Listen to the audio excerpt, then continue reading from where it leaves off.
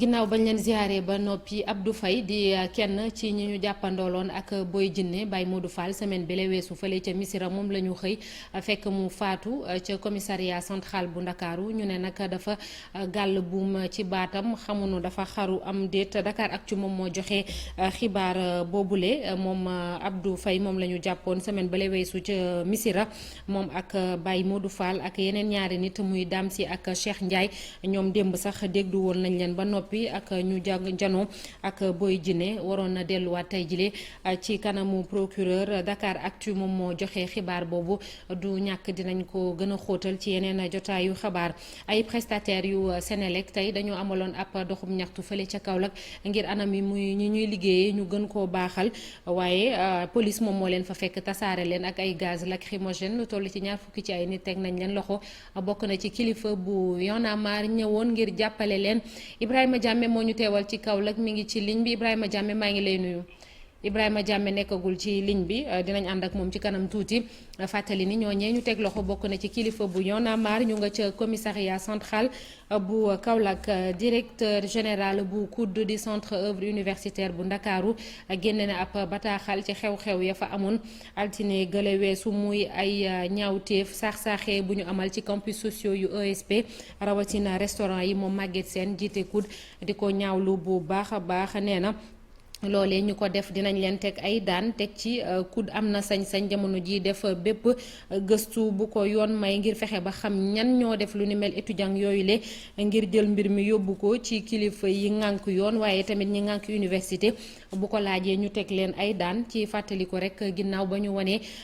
résultat élection renouvellement amical faculté sciences juridiques ak politique université altine la bi la weesu ca ngoon ga ab ay étudiant ñoom ñoo dem di saax-saaxee campus bi bokk na ci restaurant am na ay vidéo sax yu ngeen ci gis ci réseaux sociaux yi ñu dem ba diwaanu Thiès évêque yi nekk fii ci Sénégal ñu ngi fay amal benn forum waxtaan wu yaa ci diirub ñaari fan xool naka la ñuy def ba tabax am Sénégal bu am yoon ak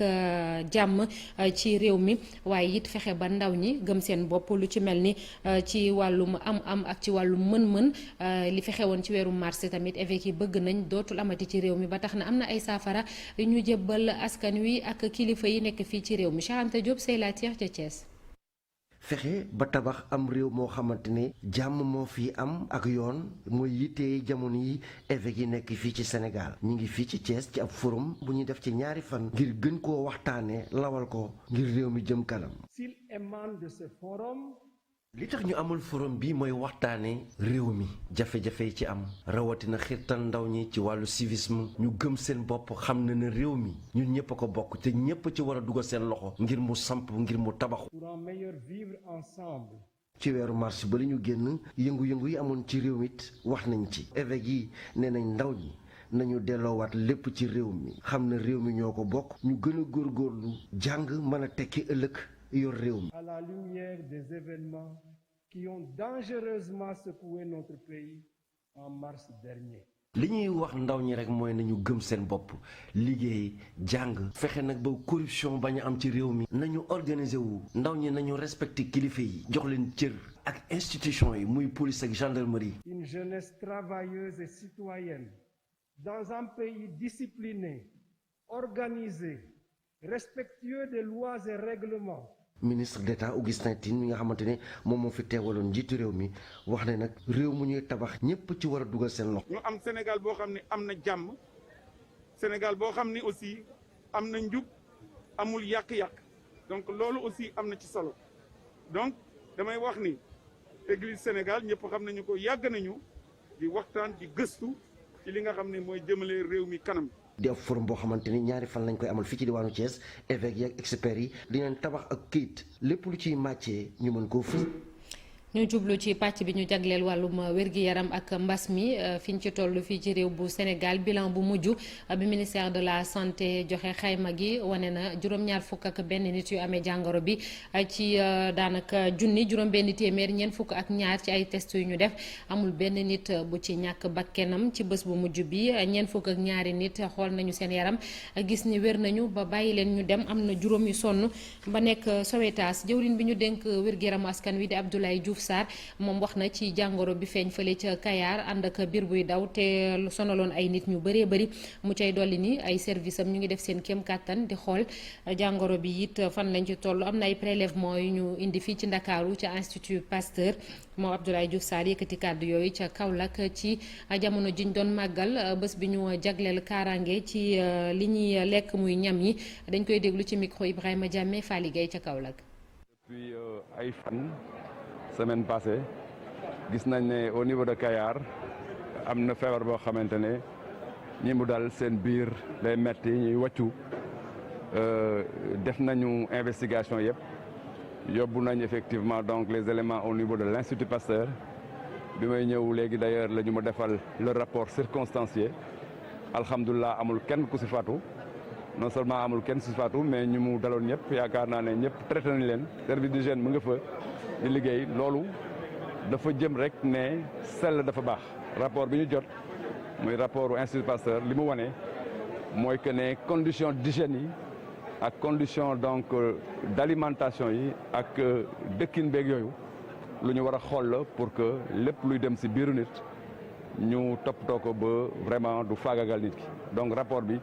jot nañ ko exploité incha allah suñu service danañu joxe information précise par rapport à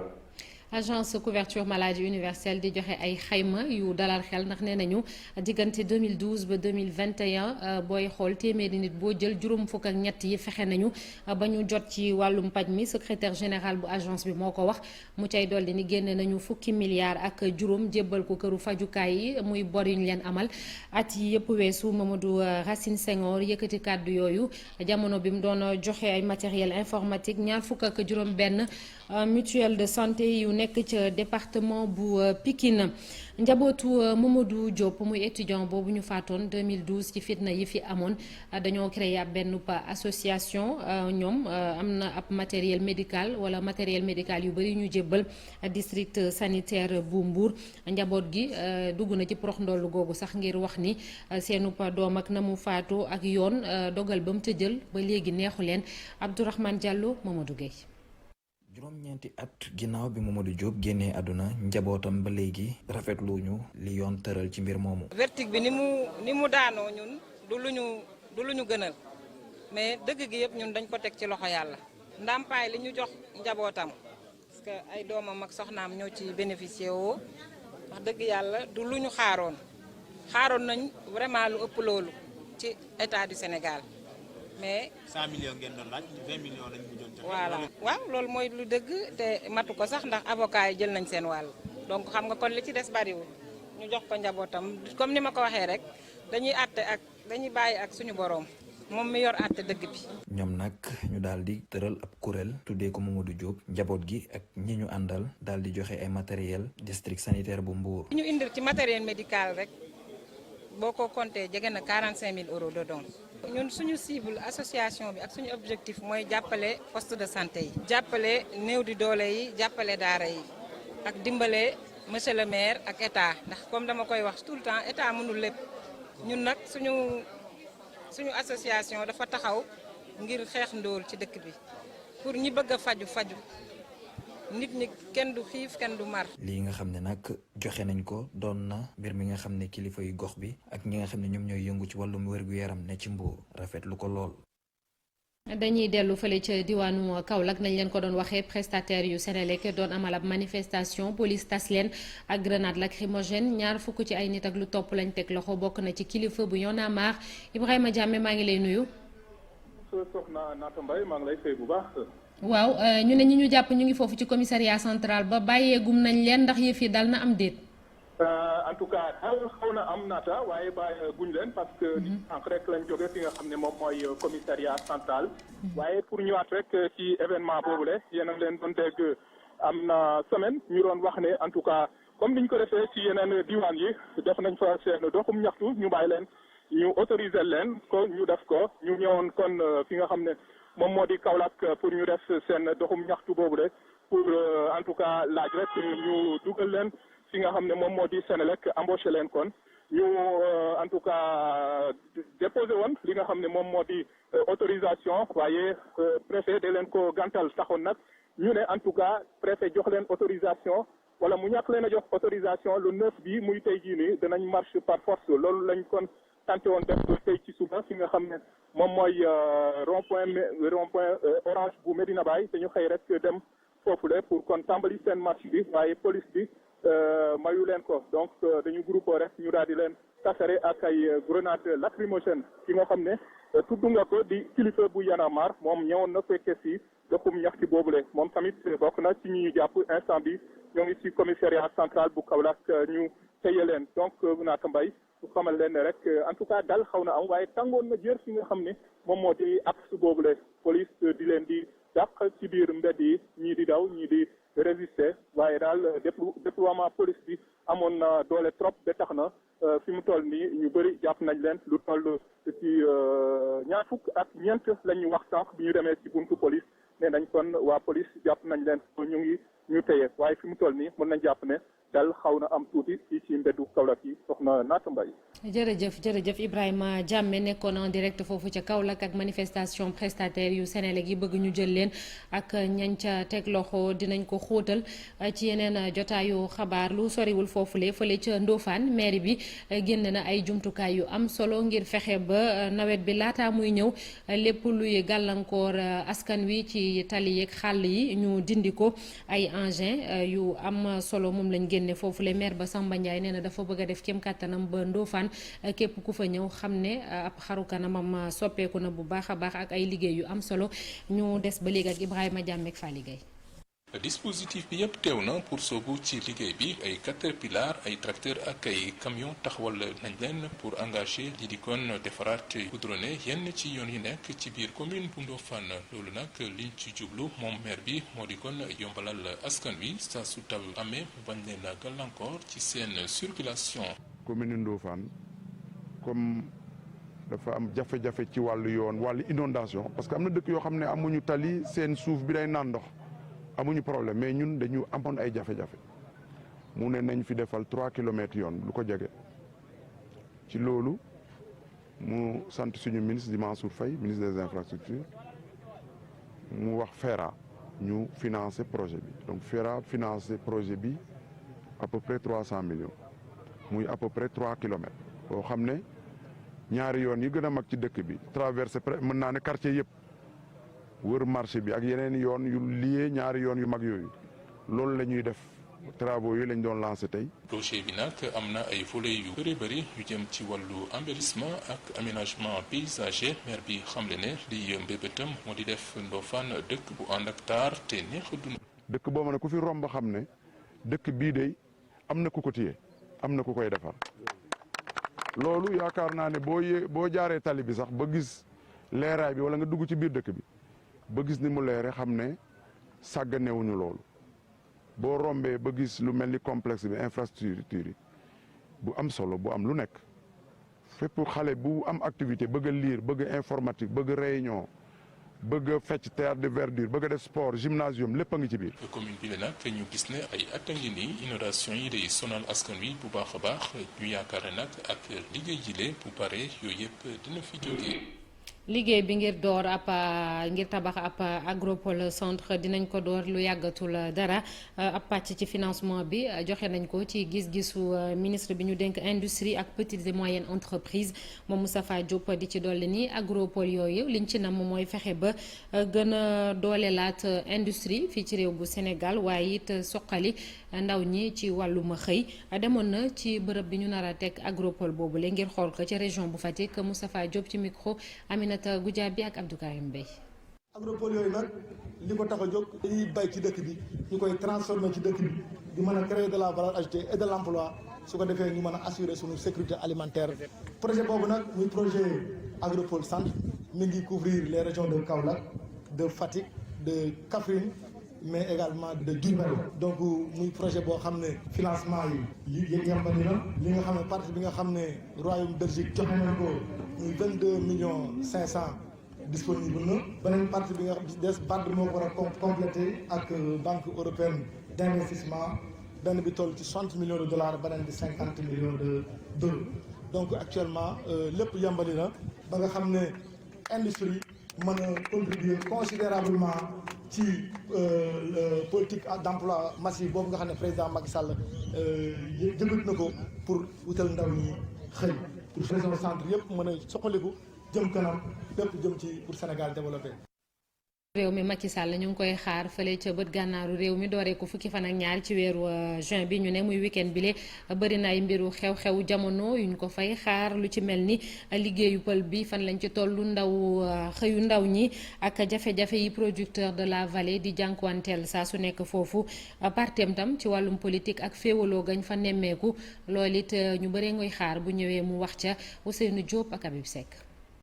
Ndar dëkku teranga la waaye tamit dëkku koom-koom la mu mel na ak njiitu réew mi tournée économique bi nga xamante ni mi ngi koy amal ci fukki fan ak ñaar ci weeru juin bi di ko tàmbali ci douane bi lu ci bare mi ngi ko fiy xaar bokk na ci lu jëm ci wàllu koom-koom bi ak wàllu politique. ci wàllu koom-koom bi nappa gi ak jafe-jafe yi nga xamante ni jamono jëlee moom lay dund nappakat yi saa su ne ñuy génn di wane seeni naqar la ci njëkk bokk na ci wàllu brèche bi ñu tàmbali woon liggéey yi waaye nag boobu ba léegi dañ ko mujjee arrêté ndaxte entreprise bi jëloon lu jëm ci wàllu liggéey bu ni mel da ko teg ci suuf. nappakat yi jaaxle ndaxte seen yaakaar boobee dafa yàkkeeku tey jile nag ak njiitu réew mi ñëw bi mu ñëw ci diwaanu Ndar ñu ci bare ci ñoom ñu ngay xaarandi mu létt leen mbaa mu firi leen leneen lu ñu dund itam bokk na ci wàllu ñàkkum bërëb yoo xamante ni fa la ñu rënki seen jën bi mu mel na loolee bokk na ci lay gën a nasaxal seen liggéey. Ndar ku ne xam ni mbay mi daf fi dox lool ci entreprise yi nga xamante ni ca bitim réew la ñu ne nekk ci diwaan bi lu toll ci ñeent fukki junni ak ñaar ci doomu aadama la ñu jox xëy bés bu yàlla sàkk waaye nag mbay mi jamono jile dafa taggatémbe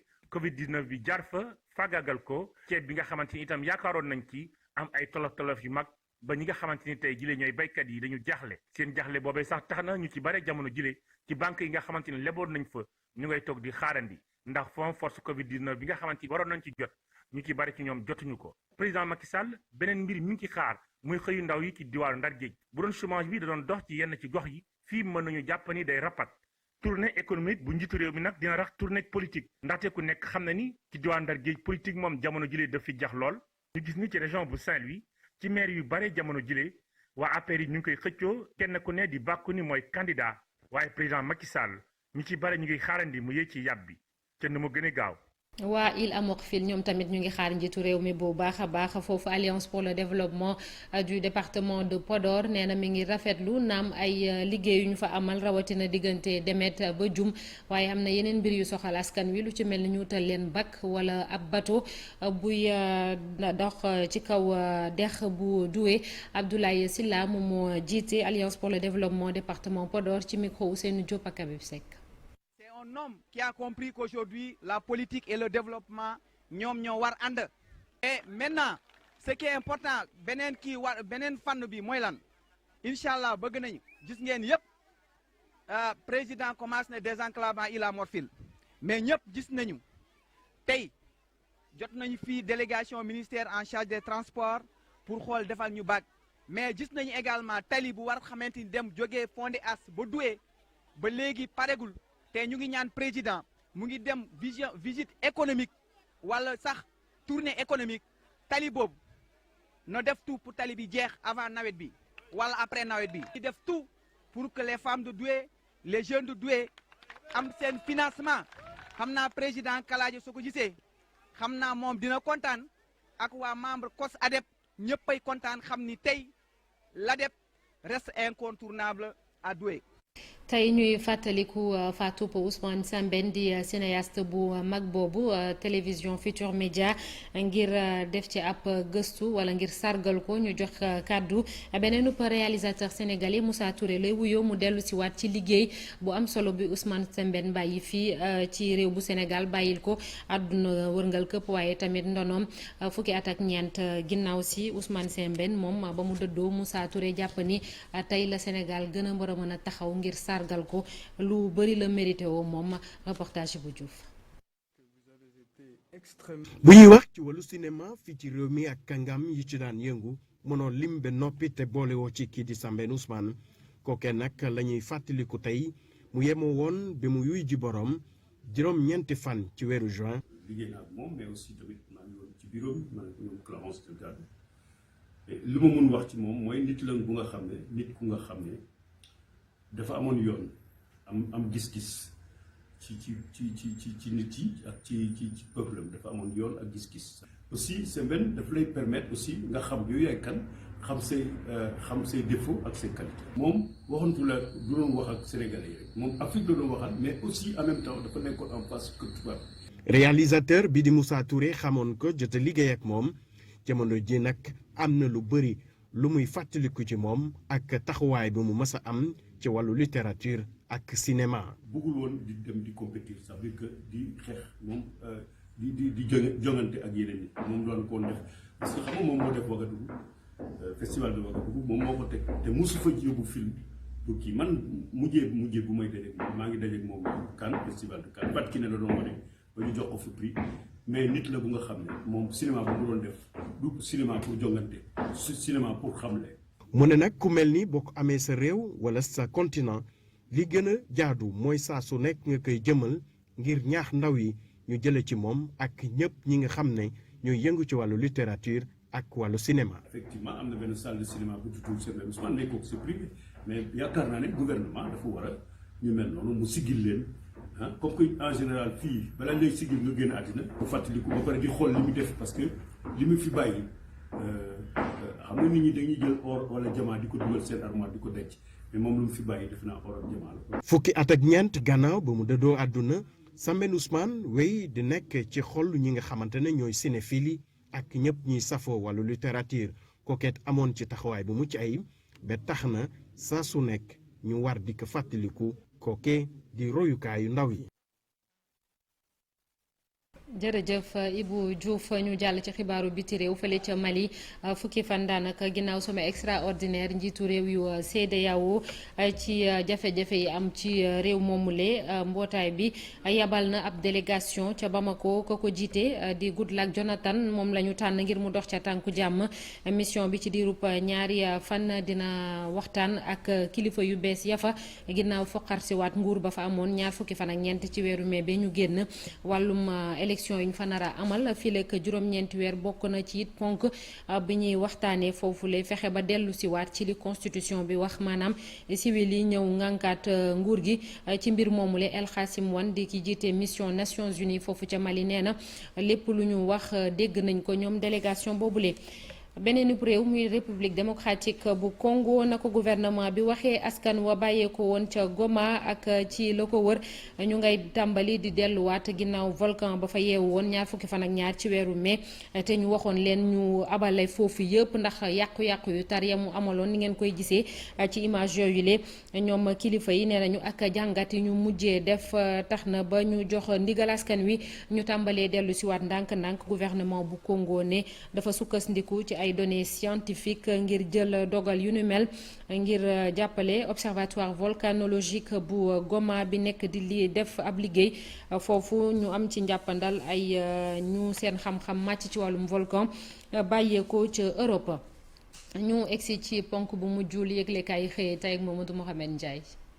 jërë ngeen jëf Lat Dior yàqal na Matar Ba l'observateur moo ko bind moom ministre des sports bu Sénégal ay mbiram la yéenekaay bi xëy di waxtaane ba mu jaral ko mu jagleel ko xët mu njëkk photo ministre Matar Ba dàng ci xët mu njëkku yéenekaay bi moo takki weeram boole màttoog miccitu firi ay bakkanam ak di rogo jeeru journal bi dañuy wax ne ba fi mu nekk nii ñëpp a maase nangu ne Matar Ba bokk na ci ministre des sports yi gën yi Sénégal masaam waaye li am ci melokaan yi ci stade yi ci réew mi moo yàqawaayam rawatina ci stade Lat Dior bu Kees nekkee rok bi confédération africaine de football di CAF génne ab dogal ne match yi soxal 2 premières journées éliminatoires coupe du monde 2022 bu ko fa kenn footballé ndax stade Lat Dior bu Kees matewul yi ñuy séntu ci stade bu baax boobee ba léegi ci la wayu ministre des sports Matar Ba noppee rafet yeneen yi ñuy ŋàññi ci stade Lat Dior bu Kees yéenekaay bi nañu pelouse bu bon ba ca la stade yéenekaay nañu ci stade Lat Dior bu Kees boobee fa la gaynde Sénégal yi football démb ak waa Cap-Vert ci match amical ba dóor leen 2 bal ci dara journal stade di ñu fàttali ne bi mooy fukkeelu yoon ak juróom-ñaar Aliou Cissé ak i gayndeem di football match di ko gagné 2 bal ci dara Sadio Mané it dugal na démb ci stade Lat Dior ñetteelu bitam ci stade Lat Dior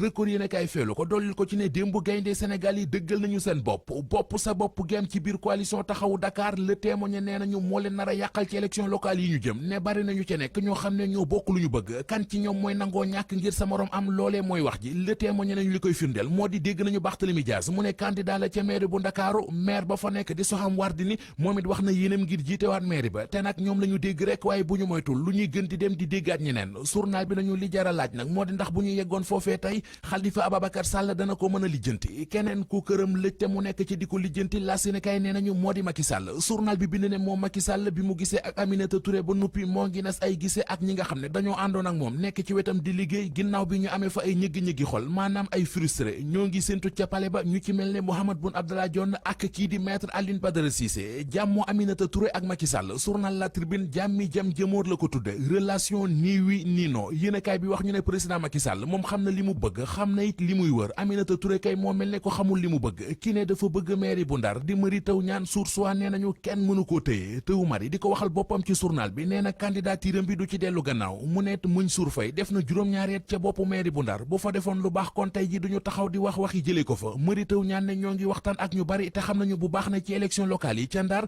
ñoo ciy favori champion bi ci wàllu évadé fii ci Sénégal di Boy Djiné coowam pënd bi wuréegul libération xëy nañu xibaar ne enquête ba ñu cey def mi ngi gën di dëggal li colonel Jean Bertrand Bocandé waxoon ne li génnee Boy Djiné ci kaso bi génnul ci kaso bi journal bi nañu am na ñetti gardien yuy liggéey ca camp pénal yoo xam ne ñoo nga ñu garde à vue ca section recherche bu gendarmerie Colobane ndax dañoo gis ci enquête ba lu leen di taqal ci rëccug Boy Djiné gi tey jii ci àllarba ji ci lañ leen war a defeere ñoom ak ñoom Boy Djiné yi amoon retour de parquet hôpital Magatte Lô bu Linguère liir ya fa faatu woon ci ak lakk ñii ciy topp l'observateur nee nañu tribunal bu Louga def na leen ci contrôle judiciaire mu di ko jiite woon l'hôpital ba docteur Abdou Sarr ak docteur Khady responsable pédiatrie ba ak Fatou Seck ma ne woon garde maître Abdoulaye Babou mi doon jàppante ak procureur bu Njaaréem Vox Populi nee nañu moom avocat bi conseil de l'ordre des avocats déglu nañu ko waaye moom maître Babou ba mu génne la mu wax moo di audition bi amul lu mu ciy wax ñu wax ci Barna Sénégal Source A moom la xëyee Barna Sénégal usine buy defar fëriñ la bu ñu samp ca Kayar coow lu bari toppoon ko ndax ndawi dëkk ba ñoo jugoon ne du fa sampe waaye état bu Sénégal ci boppam moo jox usine bii di Barna Sénégal ab agrément ndax gis nañu yuy firndeel ne laata ñu fay def usine ba def nañu étude impact environnemental yépp ba gis ci ne ngànte amu ca te it lu baax la ci xeex gi ñuy xeex chômage ci réew mi ki bon dëgg moo di waaji ci xët mu njëkk journal Les Échos